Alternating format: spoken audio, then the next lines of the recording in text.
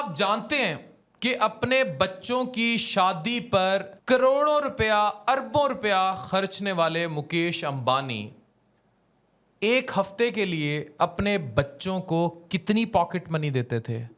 5 रुपए। तरबियत मुआशरा बनाती है। रोनाल्डो को देखिए, रोनाल्डो का कहना है कि मेरा बेटा मेरे लिए बहुत ज़्यादा एक्सपेंसिव है।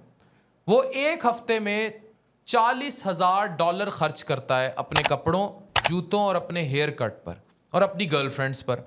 मैं जानता हूं कि वो जवान है और वो ये सब पैसा चाहता है, लेकिन ये इस उम्र के बच्चे के लिए बहुत ज़्यादा अमाउंट है। मैं उसे एक हफ्ते का $15,000 अलाउंस देता हूं, लेकिन उसकी माँ का कहना है कि ये बहुत ज़्यादा अमाउंट है। वो अपना सारा पैसा इन हेयर कट और रेस्टोरेंट्स पे लगा देता है, उन चीज़ों पे लगा देता है जो बेकार है। मैं नहीं जानता कि मैं ज़िंदगी में आगे जाकर उसका खर्च बर्दाश्त भी कर पाऊंगा या नहीं। मैं चाहता हूं कि वो ज़िंदगी में स्ट्रगल करे ताकि वो इन चीज़ों की कदर समझे, लेकिन अगर मैं ऐसा करूं तो मीडिया और लोग कहेंगे कि मैं एक खुदगर्ज किस्म का बाप हूं। लेकिन मेरे पास और कोई ऑप्शन है ही नहीं कि मैं इससे डील कर सकूं। दूसरी तरफ business tycoon of India Mukesh Ambani और नीता अंबानी के बच्चों की कहानी जानिए।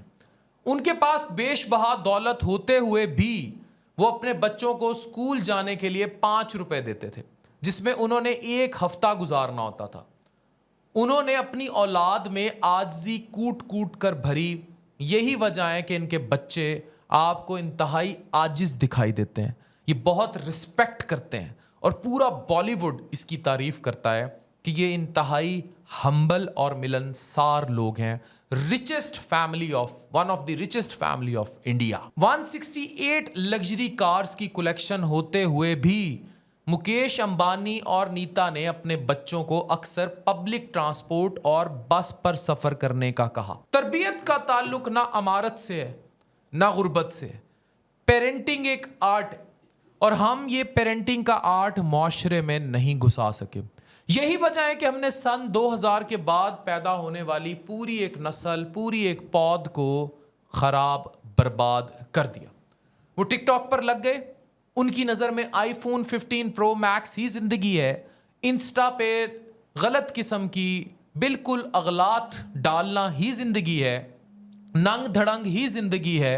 नंगी ख़वातीन की पिक्चर्स डालना ही ज़िंदगी है। उनकी यही चीज़ें उनको बर्बाद कर जाएंगी नस्ल को, और कोई ये चीज़ देखने वाला नहीं। हमें सोचना होगा।